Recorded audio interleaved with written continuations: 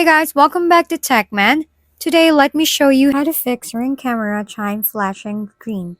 Seeing your Ring chime flashing green and wondering if something's wrong?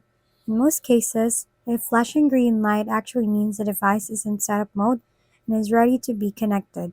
If you've just plugged the Ring chime in, the first thing to do is simply wait a minute or two for it to finish booting up.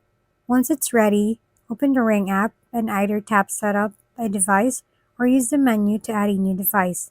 Select chimes from the list and choose your specific model. You can also scan the QR code on the device if that's easier. Follow the prompts to connect the Ring chime to your home Wi-Fi network, making sure you enter the correct password. If the setup fails, try moving the chime closer to your router and repeat the process. If the green light keeps flashing and the device seems stuck, you can perform a factory reset.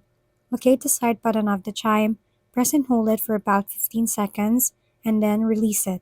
After the reset completes, set the device up again through the Ring app. It's worth noting that these instructions apply to the separate Ring chime accessory. If you're referring to a Ring camera instead, the meaning of the light pattern may be different. For Ring chimes specifically, a flashing green light usually indicates the device is ready to be configured rather than signaling a fault.